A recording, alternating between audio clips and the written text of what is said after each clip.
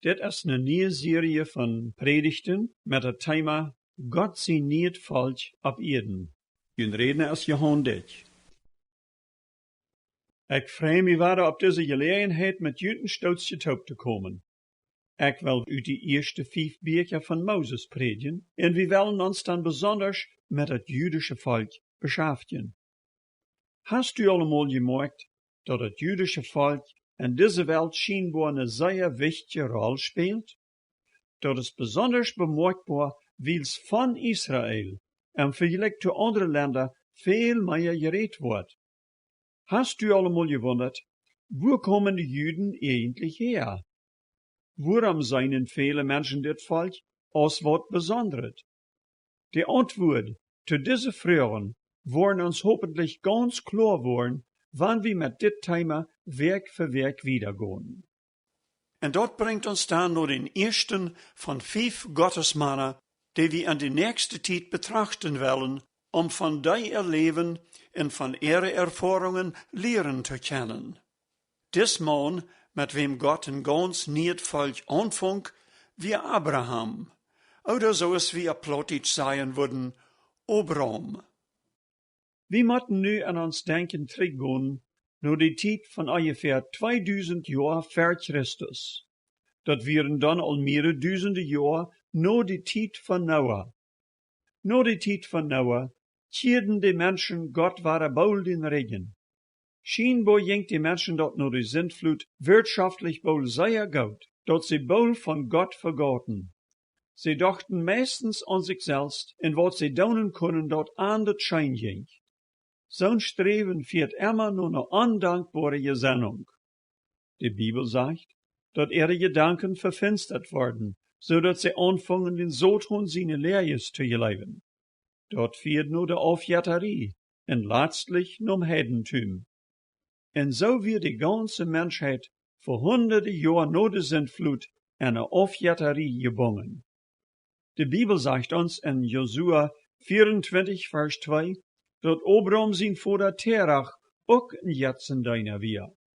Aber Abraham moet irgendwo eine Veränderung erlebt haben, dat Gott mit ihm reden kann. Davon kann wir auch was lernen, dat wann auch unsere Eltern keinen Worten glauben an Jesus Christus noch gehen, dat wir aber nicht gebunden sind, auch den Weg zu gehen. Gott hält die und mich persönlich verantwortlich für uns Leben und wat wir für ein Glauben an uns Leben annehmen. Und so lesen wir, dass Gott Abraham berufen deed. Wir lesen dann uit 1. Mose Kapitel 12, 1, wo das sagt, und der Herr zei zu Abraham, go uit dien Land, en weg van dien Freundschaft, en uit dien Vater zijn Huis, en een Land wat ik die wiesen war. Diese Begegnung mit Gott passiert, als Abraham noch immer in Ur wohnt.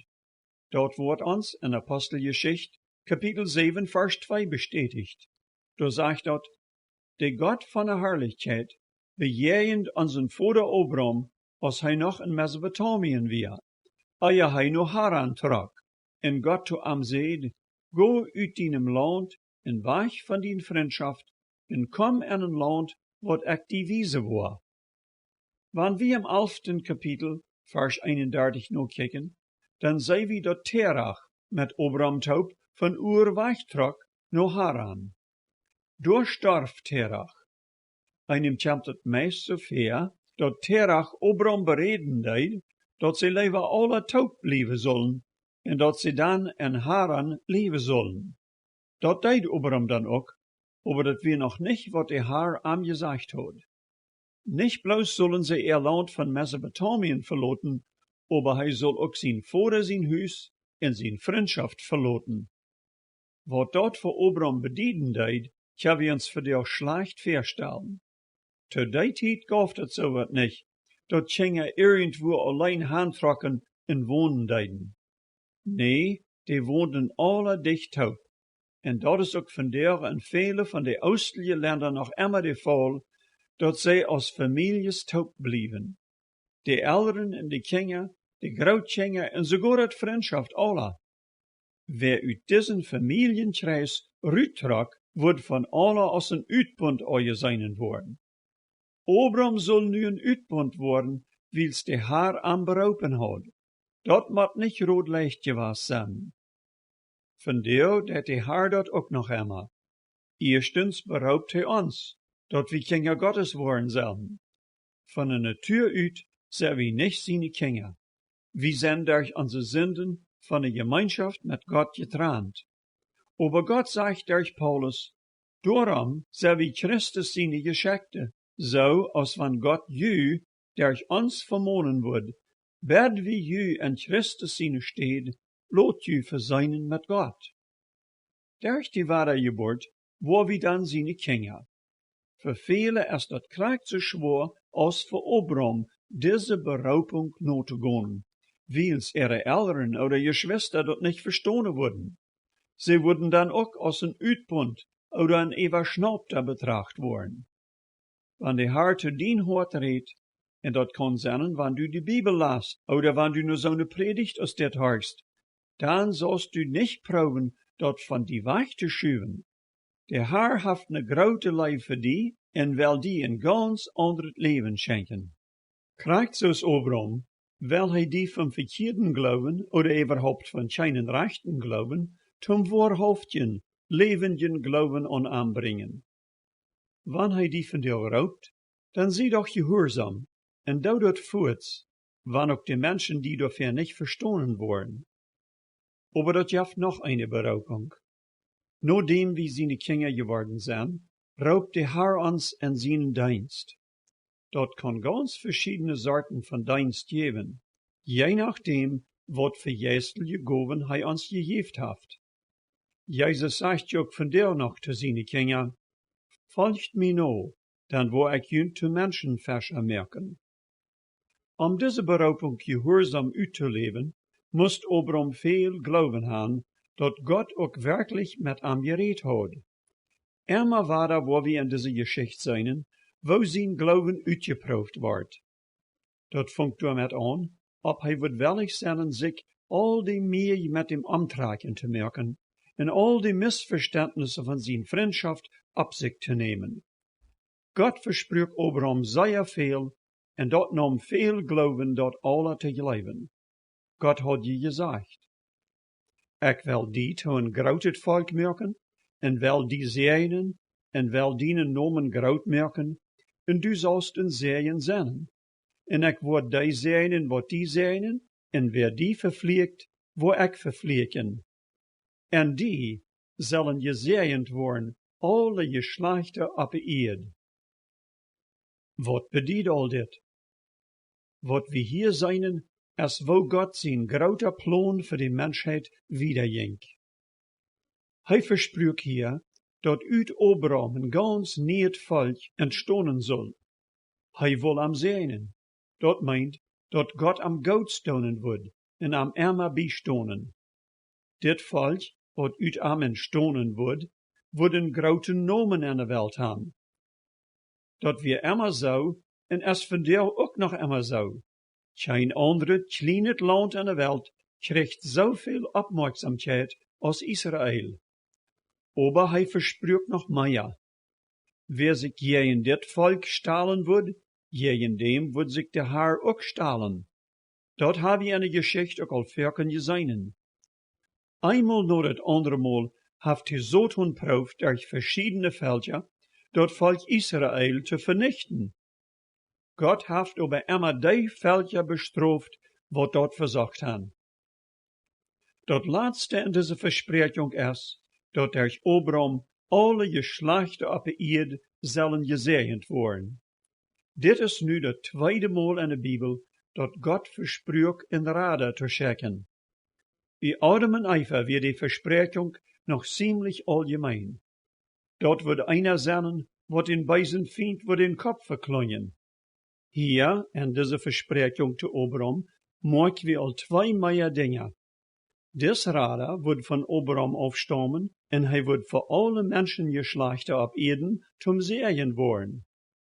Wenn die all dit gesagt wir worden, wirst du dat für sie gelebt haben? Bestimmt wird Abraham dat auch nicht alle verstanden haben, en wat dat alles meinen soll. Hij soll een groot volk worden. Hij wist je dat voor Amen zijn vrouw niet veel hoopning weer, dat sie jemals Kinder haben würden, weil Sarah unfruchtbar war. Abraham wird auch bestimmt die Gedanken gekommen sein, dat hij sich vielleicht getäuscht hat, ob Gott wirklich mit ihm geredet hat. Ob hij diese Gedanken hat, weet wir nicht. Wir weten aber, dat Abraham dat geloven deed, wat Gott zu ihm gesagt hat. De bewijs dafür ist, dat hij deed, wat Gott ihm gesagt hat. Hier denke ich gerade an eine wahre Geschichte, wo het klar wiest, wat het bedeutet, wann einer leeft. In Kanada gibt es een sehr hoher Waterfall wie Niagara. Eines Tages deed een man in dicker Strang hoch über diesen Waterfall überspannen, en dis man heet Blondin. En hij weer sehr geëift op dem Strang te gaan.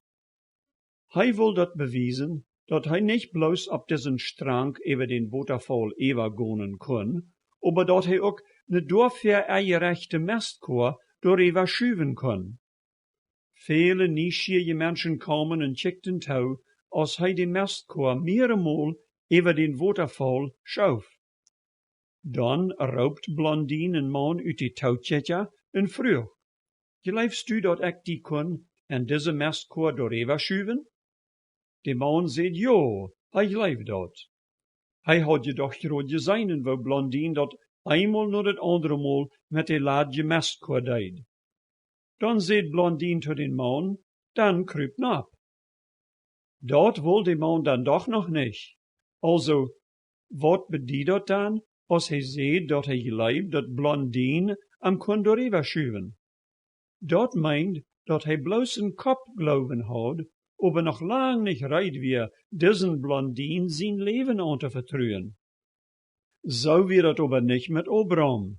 Sein Glauben ging vom Hort an de Beinen an. Die Bibel sagt in Kapitel 12, 4 und 5, en Abraham ging los, so als der Herr ihm gesagt hat, en Lot ging mit ihm mit.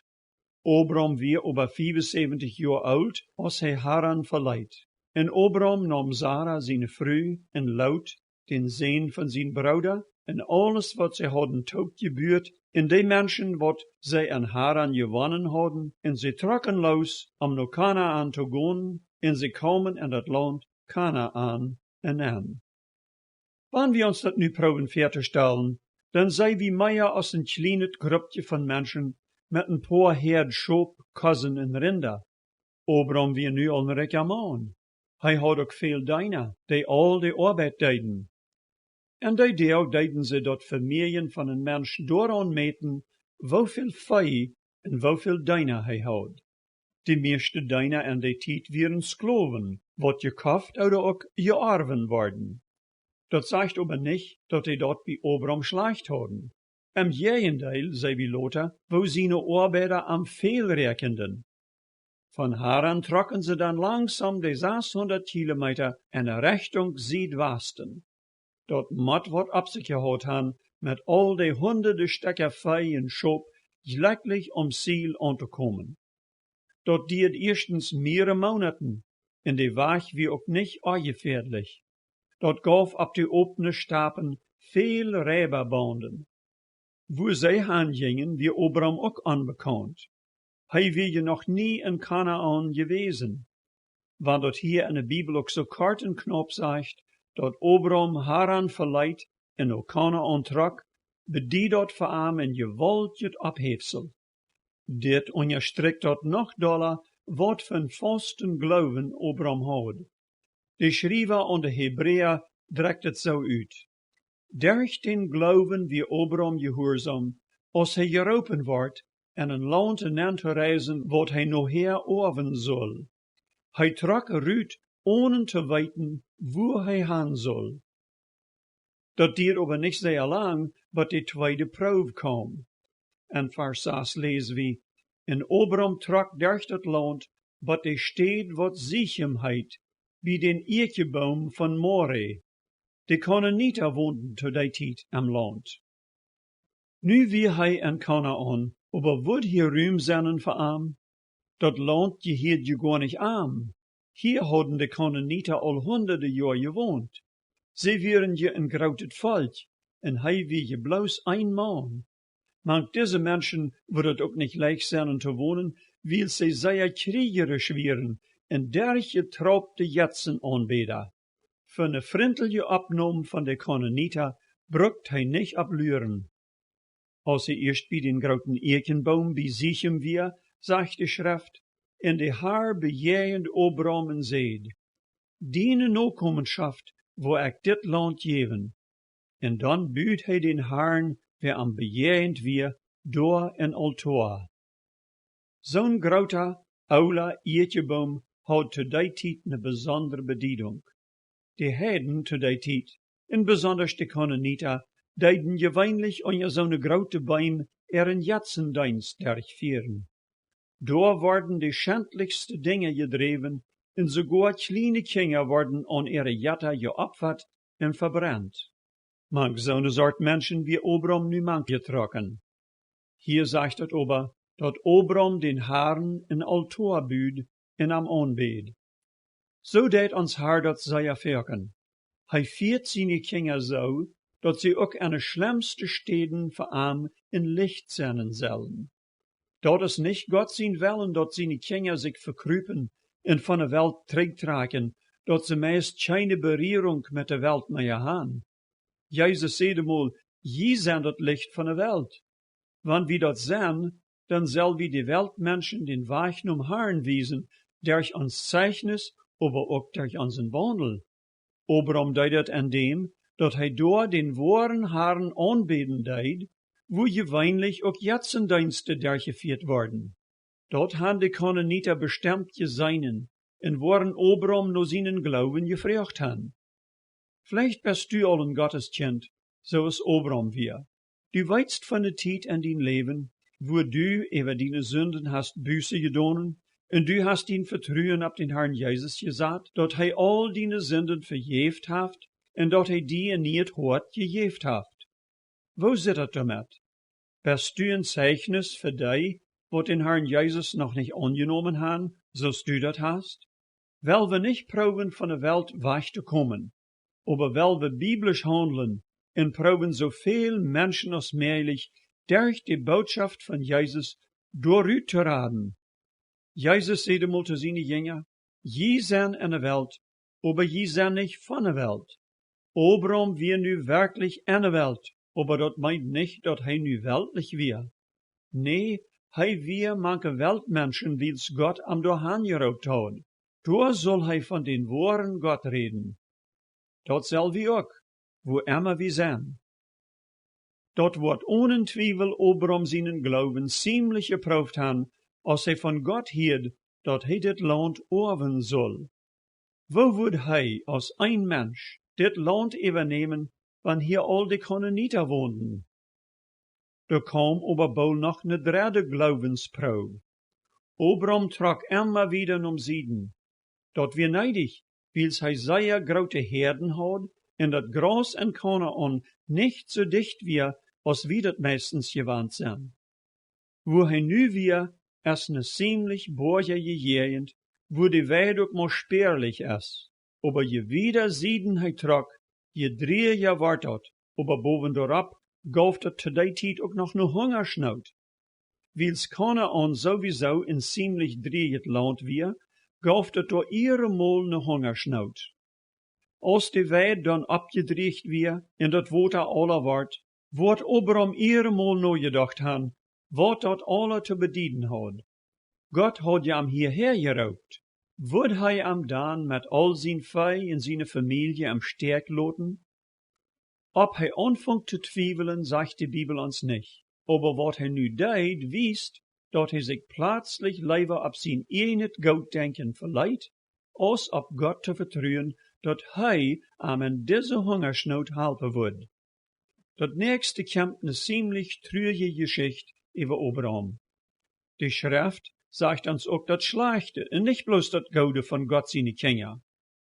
En Vers 10 sagt dat gaf ne Hungersnood im Land, dan trok Abraham rauf naar Egypten, om dort als een Fremder te leven, wils die Hungersnood zeer schwer op dat Land lag. Egypten wie een besonderes Land, noch wieder Südwesten von Kanaan. Dat bijzondere aan dit land weer, dat die Nil River door rand. Dis River is zeer groot en heeft een zeer breide licht aan jeder zijde. En deze licht is al Egypten Ackersland, wordt dan ook leicht te bewässeren ging. Wanneer dat hier ook niet regent, gaf dat immer veel Futter en eten, wils de Egypten Land vom Nil River bewässerden. Dat wist Abraham ook. En zo heeft hij bestemd gedacht, hier wordt het veel leichter zijn, zijn herden rinder en schop durch te voederen. Aan eind had hij aber scheinbar niet gedacht. En dat weer, dat Gott am nicht gezegd had, hij soll naar Egypten tragen. Als hij dan eerst bol bij de grens weer, dacht hij door even na, wat voor gevaren am dort begegnen kunnen. En zo war wie het nächste Mal zijn, wo de Herr den Abraham uit een ganz schwierige leer uithelpen moest. Aber meer door even het nächste Mal. Onze tijd is weer om, wel we nog tot beten. Lieve Herr, we danken die voor Abraham en zijn familie. We danken die voor zijn Glauben, dat hij zich beroepen leidt, en dat hij gehoorzaam weer doorgaan te gaan naar een land wat hij gar niet meer kent, wils du am dat gezegd hast. Herr, help ons ook, dat we die gehoorzaam zijn, en dat we die onze vollen Glauben schenken. Amen. Wanneer je nog vragen hebt over dat wat je op dit programma gehoord hebt, mijn telefoonnummer is 204 346 0523. Ik wens je allen een goede week. Op